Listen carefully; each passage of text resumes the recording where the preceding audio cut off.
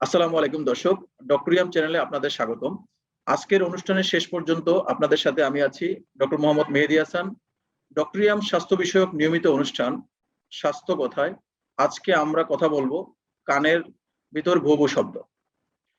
এই বিষয়ে কথা বলার জন্য আমাদের মাঝে অতিথি হিসাবে আছেন professor doctor S M Khorshed Majumdar sir. Sir বর্তমানে কর্মরত আছেন ইএনটি ডিপার্টমেন্টের হেড অফ দ্য ডিপার্টমেন্ট হিসেবে Holy Family Red Crescent Medical College and Hospital. দর্শক, আমরা এখন চলে যাব অনুষ্ঠানের মূল পর্বে। স্যার আসসালামু আলাইকুম, ভালো আছেন স্যার? আছি ভালো। আপনি ভালো আছেন? জি স্যার, আলহামদুলিল্লাহ স্যার, ভালো আছি। স্যার আপনি আপনার অনেক ব্যস্তময় সময় থেকে আমাদেরকে স্যার সময় দিয়েছেন, যার জন্য স্যার ধন্যবাদ। স্যার আজকে আমাদের আলোচ্য বিষয় হচ্ছে কানের ভিতর শো শো শব্দ। আমরা স্যার ইদানিংকালে অনেক এই ধরনের পেশেন্ট আপনারা স্যার পেয়ে থাকেন। আমাদের দর্শকদের উদ্দেশ্যে যদি স্যার আপনি বলেন যে এই কানের ভিতর ভো ভো শব্দ বলতে সাধারণ মানুষ কি বোঝে? ধন্যবাদ আপনাকে। আসলে এটা মানুষের খুবই একটা এমনিতে বোঝা যায় না, তবুও যাদের হয় তারা বুঝতে পারে যে খুবই কষ্টের একটা বিষয়। যে সারাক্ষণ কানের মধ্যে না মাথার মধ্যে ভোঁ ভোঁ শোঁ শোঁ শব্দ হচ্ছে, যেন প্লেন উড়ে যাচ্ছে, যেন ট্রেন চলে যাচ্ছে, অথবা যেন ছোট পাখির মতো বা ছোট পোকার মতো ডাকছে। একটা অসহ্য যন্ত্রণা কখনো মানুষকে পীড়া দেয়, মানুষের কাজকর্মের কনসেন্ট্রেশন নষ্ট করে।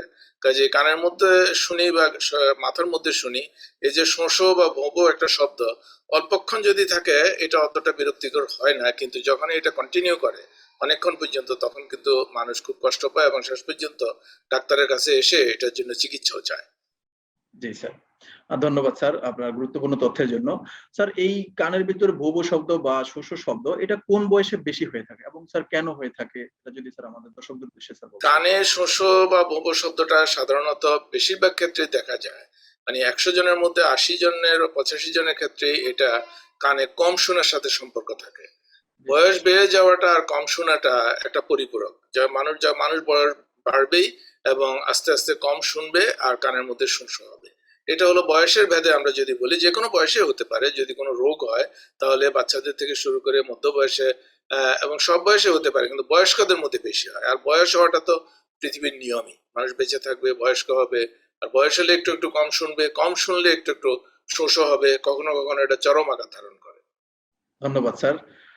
স্যার এই অনেক সময় স্যার আমরা বলে থাকি যে ভো ভো বা শো শো শব্দ হলে এগুলাকে এইটাকে আপনারা স্যার টিনিটাস বলে থাকেন।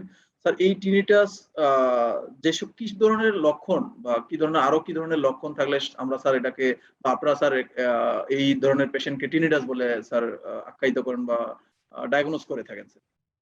হ্যাঁ, টিনিটাস বাই ইটসেলফ একা একা একটা রোগ না, এটা অনেকগুলো রোগের লক্ষণ। এবং টিনিটাস যখন মানুষের হয় তখন সাথে সাথেও অন্যান্য রোগগুলোরও কিছু লক্ষণ হিসেবে আসে। কারো এর সাথে সাথে মাথা ঘুরায়, কেউ কেউ একটু কম কম শুনে, কেউ ব্যালেন্স মেনটেন করতে পারে না, এগুলা কারো দেখা যায় যে কাজকর্মে কনসেন্ট্রেশন পায় না, অফিস আদালতে খুবই অল্পতেই বিরক্ত হয়ে যায়, এবং মানুষ অনেক সময় স্ট্রেস অ্যাংজাইটিতে ভুগে। এগুলোর সাথে থাকলে আমরা বুঝি। আর সাথে যদি কানের মধ্যে অস্বস্তিকর একটা আওয়াজ অনেকক্ষণ পর্যন্ত আসতেই থাকে, তাহলেই আমরা এটা টিনিটাস বলে থাকি। ধন্যবাদ স্যার।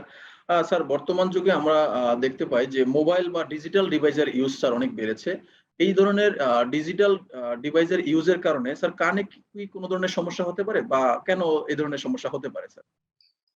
সত্যি আসলে খুব খেয়াল করার বিষয় যে কানটার কিন্তু বাহিরের যে অংশটা, সেটা বাহির থেকে শব্দ গ্রহণ করে ভিতরে কিন্তু কানের একটা নার্ভের পার্ট আছে, যে জি, পার্টটাতে আমাদের ইলেকট্রিসিটি দিয়ে আমাদের চলে। ব্রেন যেমন কারেন্ট বা ইলেকট্রিসিটি খুব কম ভোল্টেজে, কানের ভিতরের অংশটাও কিন্তু সেই ইলেকট্রিসিটি দিয়ে চলে।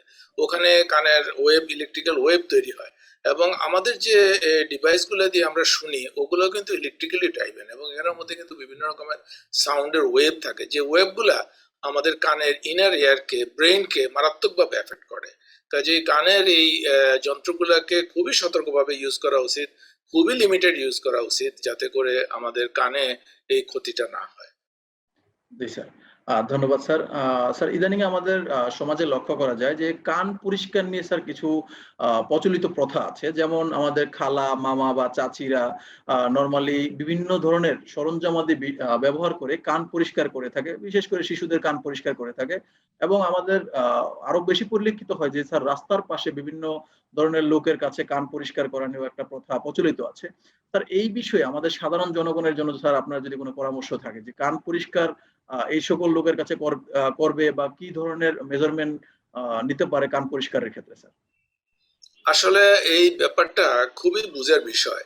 স্বাভাবিকভাবে বলতে যে কথাটা ডাক্তাররা বলে থাকে এটার সাথে মানুষ সাধারণ জ্ঞানে কথাটা বুঝতে পারে না। আমরা যদি এক কথায় বলি ব্যাপারটা এই দাঁড়ায় যে কান কখনোই পরিষ্কার করতে হয় না। যে লোক জীবনেও কান পরিষ্কার করে নাই তার কানই সবচেয়ে পরিষ্কার থাকে। আর যারা কান পরিষ্কার করে তাদের কানের ভিতরে অনেক ময়লা থাকে। আমি জিনিসটা একটু বুঝেই বলবো। সেটা হলো যে নর্মালি বা ন্যাচারালি কান পরিষ্কার হয়। এবং এই পরিষ্কারের সিস্টেমটা কি আমাদের কানের যে এখানে ছিদ্র আছে ছিদ্রের ভিতরে কিন্তু পর্দা পর্যন্ত আছে, ওই পর্যন্ত চামড়া দিয়ে তৈরি। এবং পর্দার একটা কেন্দ্রবিন্দু ডাক্তারি ভাষায় ওটাকে আম্বু বলে, সেই পয়েন্ট থেকে চামড়াটা যতই বয়স হতে থাকে চামড়া ম্যাচিউর হতে থাকে ততই বাইরের দিকে মুভ করে। কাজে যত ধুলা বালি ময়লা সব এখানে তৈরি হয়, এগুলা কানের মধ্যে ওয়াক্স তৈরি হবেই। এই ময়লাগুলা গ্রাজুয়ালি বাইরের দিকে খুব স্লো মুভিং একটা ব্ল্যাঙ্কেটের মতো বাইরে হয়ে আসে। কানের এই যে আমাদের কানটা দেখতে পাচ্ছি এটার ভিতরের অংশটা হাড্ডি দিয়ে বানানো, বাইরের একটু কিন্তু নরম হাড্ডি দিয়ে বানানো। এই নরম হাড্ডির নিচের দিকে এখানে দেখেন, এই যে আমি কথা বলছি আপনি কথা বলছেন, এখানে এই হাড্ডিটা এটাকে আমরা বলি ম্যান্ডিবল। এই ম্যান্ডিবলটা এটার সাথে লাগানো। আর কানের বাইরের অংশে চুল থাকে, ছোট ছোট চুল থাকে, আমরা বিব্রিসা বলি। ভিতর থেকে সমস্ত ময়লা গ্রাজুয়ালি বাইরে হয়ে এসে কানের মধ্যে এই বিব্রিসার মধ্যে হেয়ারের মধ্যে আটকে যায়।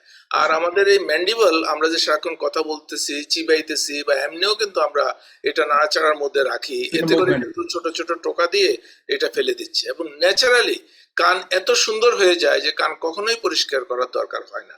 এক্সেপশনালি কিছু রোগে কানে ময়লা জমা হয় না তা না, কিন্তু সেগুলা আলাদা জিনিস। এমনিতে কাজে কান পরিষ্কার না করাই হলো কান পরিষ্কার রাখার সবচেয়ে সহজ এবং আল্লাহর দেয়া বুদ্ধিটা এটা। সুন্দর পদ্ধতি।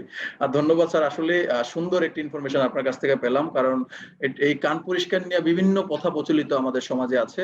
এখন আপনার মাধ্যমে আমরা শুনতে পারলাম যে আসলে কান পরিষ্কার না করাই হচ্ছে কানের পরিষ্কার বা কানের যত্ন নেওয়া।